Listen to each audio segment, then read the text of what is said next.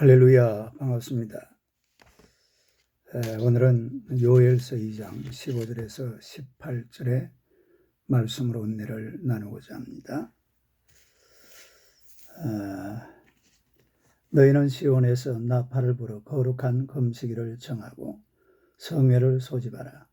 백성들을 모아 그 모임을 거룩하게 하고 장로들을 모으며 어린아이와 젖먹는 자를 모으며 신랑을 그 방에서 나오게 하며 신부도 그 신방에서 나오게 하고 여호와를 섬기는 제사장들은 낭실과 제단 사이에서 울며 이르기를 여호와여 주의 백성을 불쌍히 여기소서. 주의 기업을 욕되게 하여 나라들로 그들을 관할하지 못하게 하옵소서. 어찌하여 이방인으로 그들의 하나님이 어디 있느냐 말하게 하겠나이까 할지어다. 오늘 이 말씀으로 평화를 주시는 하나님, 이런 제목으로 함께 은혜를 나누고자 합니다. 하나님의 나라는 평화의 나라입니다.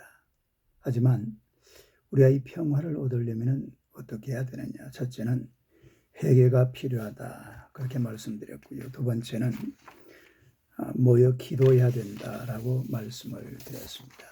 오늘 세 번째는 사명에 매진해야 평화를 얻을 수가 있습니다. 사명에 매진해야 된다라는 말씀이죠. 17절 18절에 보니까 여호와여 주의 백성을 긍휼히 여기소서.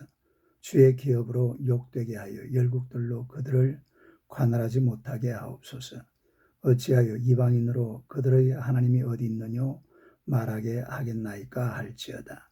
그때 여호와께서 자기 땅을 위하여 중심이 뜨거우시며 그 백성을 긍휼히 여기실 것이라 라고 했습니다.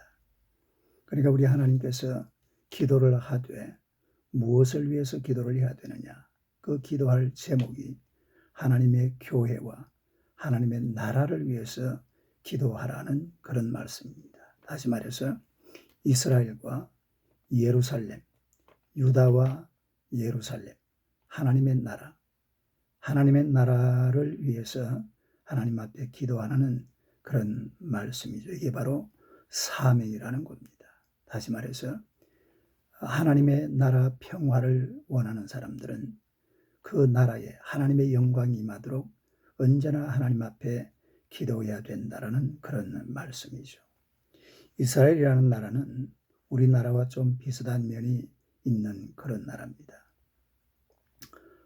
우리나라도 보면 참 특별한 나라죠.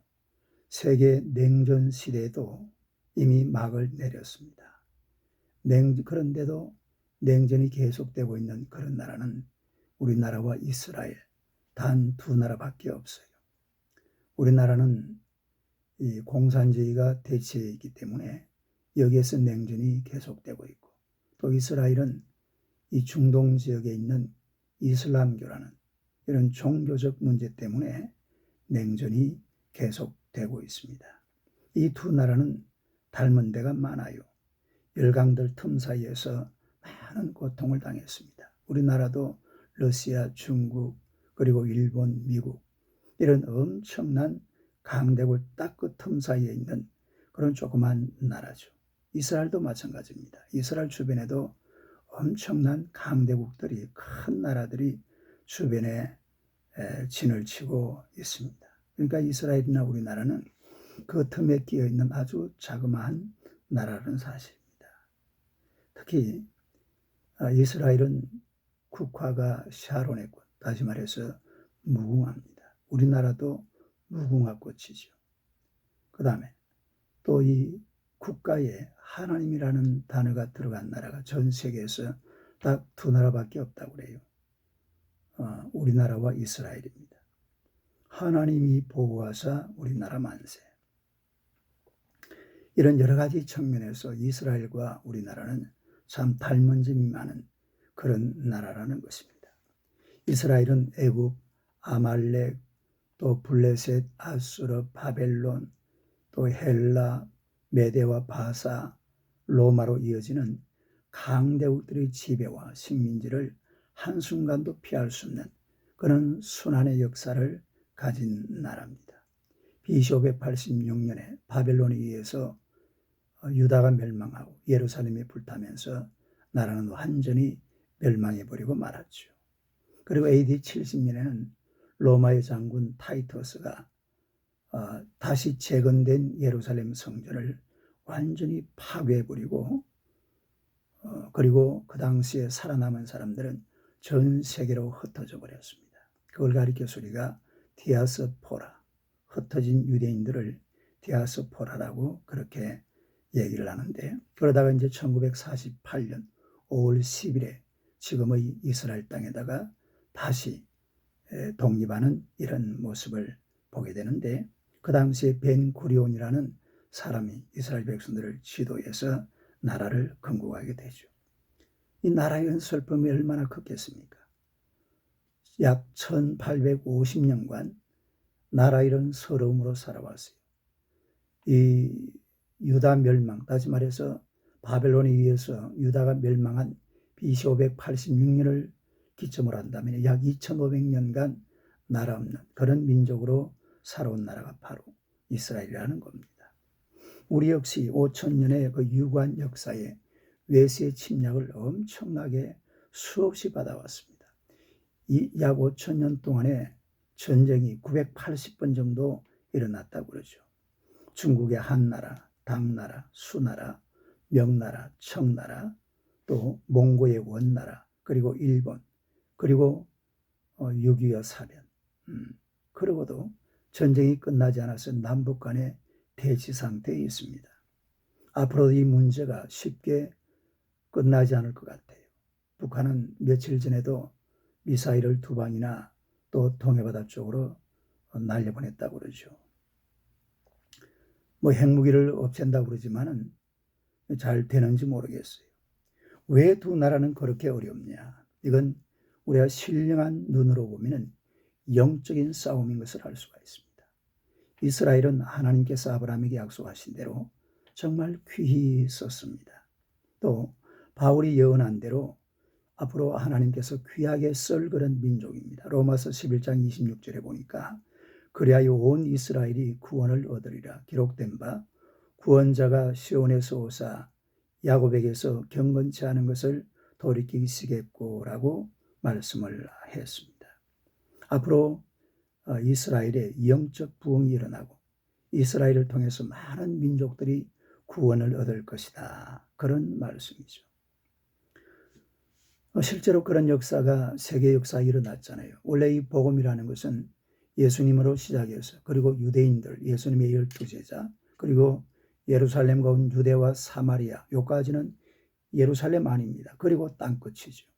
그러니까 이 이스라엘이 사실은 이 전 세계 복음화에 엄청난 역할을 했다라는 것을 우리가 너무나 잘 알고 있는 사실입니다. 우리나라도 마찬가지예요. 이 신령한 측면에서 보면 세계 복음화에 아주 귀한 영적인 전략적 요새가 바로 대한민국입니다. 정말 우리 대한민국 교회는 얼마나 씩씩하고 이 씩씩하고 활달한 믿음을 가지고 온 세계를 아우르는 그런 나라가 바로 대한민국 기독교임을 우리가 너무나 잘 알잖아요. 한국교회가 미국을 빼고 나면은 선교사를 2번째로 많이 파송하는 그런 나라입니다. 미국이 약 5만 명, 우리 지금 한국이 약 3만 명의 선교사를 파송하고 있습니다. 물론 뭐 브라질이나 또 이런 나라들이 선교사를 많이 파송하고 있습니다만 그런 나라들은 주로 보면은 자국 선교사들이 자기 나라 안에 어떻게 파송한 이런 선교사들을 말하는 거죠. 이 대한민국이 이렇게 씩씩한 신앙을 가지고 믿음을 가지고 온 세계를 아우르니까 하나님께서 너무나 귀하게 쓰고 계신다는 사실입니다. 하나님께서 귀히 쓰고 계시니까 결국은 사탄이 그만큼 대적을 할 수밖에 없는 것입니다. 그러나 끊임없이 싸워 이기고 나아가면 우리 하나님께서는 반드시 평화를 주시고 더욱 크게 쓰시게 될 것입니다. 역사를 돌이켜볼 때에 하나님께 쓰임받는 나라가 버림받는 경우는 없었습니다. 절대로 있을 수가 없죠.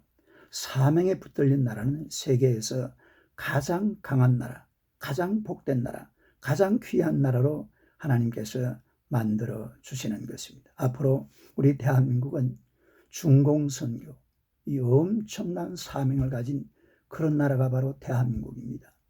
중국의 기독교 인구가 약 1억이 넘는다고 그러는데 그러나 그 사람들이 제대로 믿고 있는지는 우리가 한번 살펴볼 필요가 있죠. 그래서 아직도 이 중경선교에 엄청난 투자를 해야 되는 그런 역사적인 사명을 가지고 있는 나라가 바로 대한민국입니다. 또 38선 이북만 해도 그래요. 원래 평양의 그 북쪽에 교회가 그 당시에 1945년 전까지 약 3,000개 정도의 교회가 있었습니다. 오히려 남한보다도 더 교회가 많았습니다. 가장 부흥한 교회가 대한민국 전체, 조선 전체 반도에서 바로 평양의 산정인 교회였어요. 네, 산정인 교회. 근데 그 교회들이 다 무너져 버렸습니다. 공산주의, 이 공산주의 세력들이 목사님들을 다 잡아 죽여버리고 장로인들 다 잡아 죽여버리고 크리스찬들 다 잡아 죽여버리고 교회들은 전부 다 불살라버리고 그리고 교회당을 다 자기들이 마음대로 쓰게 되는 그런 식으로 함으로 말미암아서 북한 땅에 기독교가 완전히 전멸이 되어버리고 말았습니다만은 앞으로 이 북한 땅에도 이 3,000개 교회를 우리가 3만 개 교회로 다시 만들어 세워야 되는 그런 역사적 사명을 가진 나라가 바로 대한민국이라는 겁니다. 그러니 우리가 이 땅에 평화를 실현하기 위해서는 사명에 열정적인 그런 사람들이 되어야 돼요. 하나님의 나라 영광을 위해서 내 삶을 바쳐서 애쓰고 충성하고 땀 흘리면 우리 하나님께서 이 땅에 평화를 주신다는 것입니다. 하나님은 우리의 평화가 되십니다. 우리 예수님은 이 화평을 위해서 이 땅에 오셨습니다. 인간이 하나님과 화평하고 또 사람들끼리 화평하는 이런 평화의 나라 만들어주시려고 예수님께서 이 땅에 오셨어요. 성령도 평화의 영이십니다. 그래서 요엘 선지자의 외침대로 진실로 회개하여 부르짖고 하나님 앞에 기도하면서 정말로 사명감 등 잘할 때에 이 땅에 평화가 온다는 사실을 아시고 열정적으로 하나님 앞에 나아가서 하나님 나라 영광 위에 사는 주의 백성들이 되시기를 주님의 이름으로 축원합니다. 할렐루야, 감사합니다.